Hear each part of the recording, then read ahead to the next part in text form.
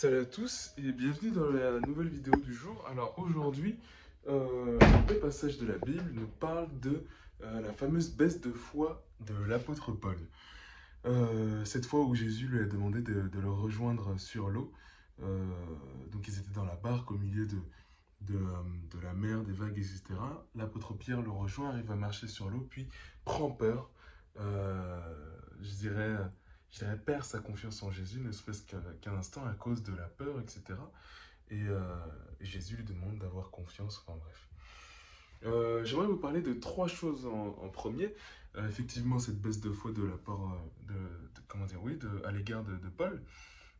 Une anecdote perso, parce que c'est vrai que quand j'étais petit, voilà, j'essayais tout le temps de marcher sur l'eau, je disais c'est possible, etc. J'y croyais de toutes mes forces et une part de moi y croit encore, c'est juste que vas-y, les croisés, tu connais.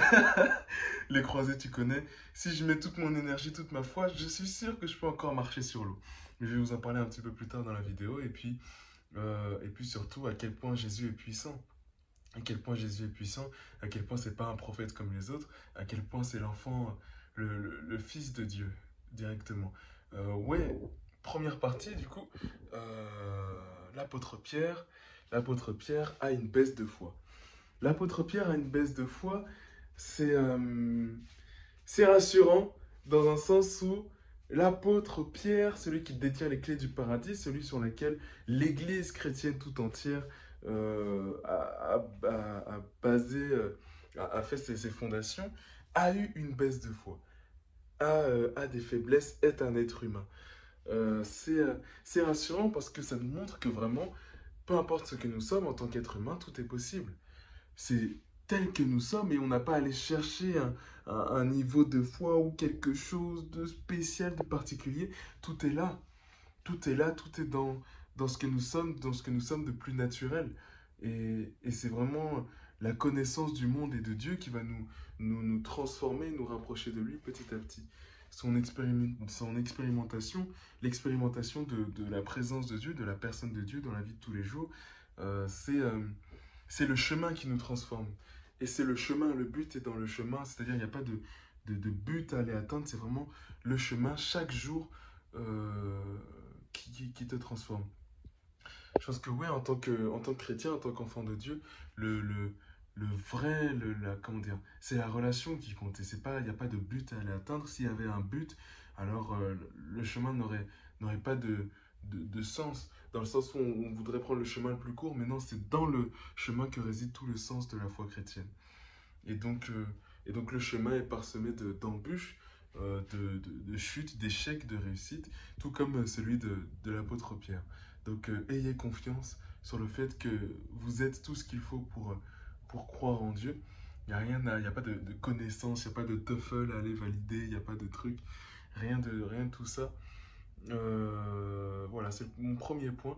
Ayez confiance avec vos imperfections, avec vos talents.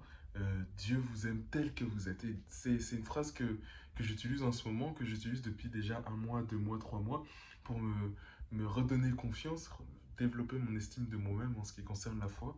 Euh, Seigneur Jésus, tel que je suis, je me présente à toi. C'est-à-dire tel que je suis avec mes imperfections, tout ce que j'ai fait aujourd'hui, tel que j'ai été tout au long de ce jour, et tel que je suis, que je me présente à toi. Avec tout ce que j'ai pu faire, tout ce que je n'ai pas eu, tout ce sur quoi je n'ai pas eu le courage de faire, tout ce que je n'ai pas eu le courage d'accomplir aujourd'hui, tel que je suis, avec mes péchés, voilà. Ça m'aide beaucoup à retrouver la confiance, à être fier de ce que j'ai fait et à assumer ce que j'ai fait aussi et ce que je n'ai pas fait. Voilà, c'est le premier truc dont je voulais vous parler. J'ai essayé de rester concis un minimum. Alors, la deuxième chose dont je voulais vous parler, c'est ouais, cette petite anecdote. Je pense que, franchement, ma conviction, c'est que honnêtement, en tant qu'être humain, je pense très sincèrement que on peut marcher sur l'eau. C'est ma conviction, c'est mon innocence, c'est ma conviction. On peut marcher sur l'eau. Moi, j'ai cru toute ma jeunesse et j'y crois encore. J'essayais, on allait à la piscine ou bien à la mer et tout. J'essayais de toutes mes forces. J'essayais de marcher sur l'eau. J'y arrivais pas. Et pour moi, c'est encore possible. À un moment, j'ai arrêté d'y croire. Aujourd'hui, en tant qu'homme de 18-19 ans, Depuis mes 18 ans, 17 ans que j'ai retrouvé, alors j'ai retrouvé la foi, j'ai cette conviction. Voilà, j'ai cette conviction et en tant qu'homme de 19 ans, j'ai cette conviction que c'est possible. C'est possible, voilà. Vous croyez ce que vous voulez. Moi j'y crois. Voilà, c'est aussi simple que ça.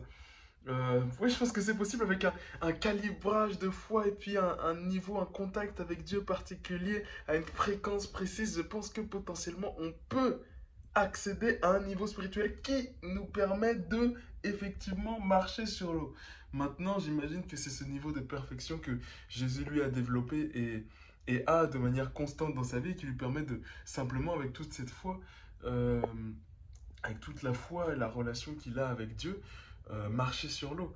Avec cette fusion, on peut parler de fusion. Parce que Jésus est le Fils de Dieu, il est Dieu. Et je pense que c'est à ça qu'on doit tendre en tant qu'être humain. Et je me dis, lui, il devait tellement être dans le truc, tellement être parfait en tant qu'homme, qu'il pouvait marcher sur l'eau sans problème. Et peut-être que c'est moi qui complique trop le truc, peut-être qu'en tant qu'être humain, on complexifie trop les choses, on met de la théorie, on matérialise, alors que il suffirait de simplement, et je pense que tout pourrait aussi résider dans juste la simplicité. La simplicité, il suffit simplement de marcher sur l'eau. Simplement. Comme, comme un enfant de 4 ans aurait essayé de le faire, comme Jésus le fait avec simplicité. Je marche sur l'eau sans même m'en rendre compte, voilà, je marche sur l'eau. Peut-être, peut-être. Et puis la dernière chose dont je voulais vous parler, c'est la puissance de Dieu, la puissance de Jésus. Et, euh, et en quoi ce passage, je pense que ce passage est vraiment une des preuves que vraiment Jésus est incroyable. Jésus est incroyable, Jésus est le Fils de Dieu, Jésus est Dieu. Voilà. Un niveau de puissance et de, comment dire, dans ses capacités en termes d'action, marcher sur l'eau, guérir, juste des mots, les mots qui sortent de sa bouche guérissent. Ces mots donnent vie. Tu vois ce que je veux dire? Il est question de Jésus-Christ. Et il est question de toutes ces choses-là. On parle d'un homme. Jésus est un homme qui fait toutes ces choses-là, etc., etc. Euh, on- comment c'est possible s'il n'a pas Dieu en lui? S'il n'est pas Dieu? Tu vois ce que je veux dire?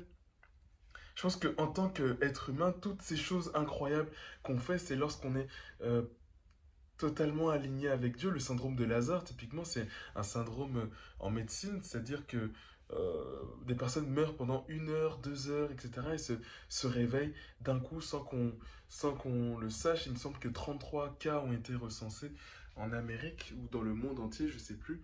Le syndrome de Lazare, c'est quelque chose d'inexpliqué. Je pense que c'est une certaine fréquence de notre esprit et de nous-mêmes avec Dieu, ou c'est Dieu qui le permet en fait. D'un coup, tac, redonner vie au corps et redonner, et cette personne continue sa vie normalement, comme si de rien n'était. Voilà, je pense que tout ce qu'on a de capacité incroyable, c'est lorsqu'on est profondément comment dire, en relation, profondément en accord, aligné avec la personne de Dieu. Aligné avec la personne de Dieu. Et donc, Dieu serait la source de notre super pouvoir. Enfin, tout ça, c'est de la théorie, j'imagine. Je pense que. Et je pense que surtout, Jésus, celui qui n'a jamais échoué à être homme tel que Dieu l'entend, parce que le sens du mot péché, c'est échouer, celui qui n'a jamais péché, lui est totalement aligné avec Dieu et donc a la capacité de faire tout ce qu'il, tout ce que Dieu le permet, tout ce qu'il veut d'une certaine manière. En tout cas, de faire toutes ces choses incroyables. Je pense que Jésus est vraiment toutes ses actions, en tout cas, comme le prouve le passage d'aujourd'hui, il a marché sur l'eau et puis derrière, ah, il guérit des populations, des populations. Je pense que ça montre vraiment que c'est pas n'importe qui, que ça n'est pas qu'un prophète, c'est ma conviction personnelle, que c'est vraiment, vraiment quelqu'un d'incroyable. Au-delà d'un prophète, c'est un sauveur, un roi, un messie. Ouais, ce passage le prouve vraiment, prouve, montre sa grandeur. Voilà, c'est ce que je voulais vous partager aujourd'hui. Donc, vidéo un petit peu plus longue. Je me rattrape un petit peu parce que je suis assez en retard sur l'heure à laquelle je poste les vidéos ces derniers jours. Donc voilà, vidéo un peu plus longue. J'espère que ça vous plaît. Je me regarde moi, mais je suis censé regarder là, je m'excuse. Euh, voilà. Merci d'avoir regardé cette vidéo jusqu'au bout. C'est les 3 choses que je voulais vous partager aujourd'hui. Demain, nouvelle vidéo comme d'habitude. Et puis, ouais, à demain, 18 h, comme d'hab. Et ouais, non, c'est tout. J'espère que vous kiffez les vidéos. Dites-moi ce que vous en pensez en commentaire. Et puis, ouais, à demain, tout simplement. Demain, 18 h, je vais essayer 18-19 h sans faute. Soyez bénis.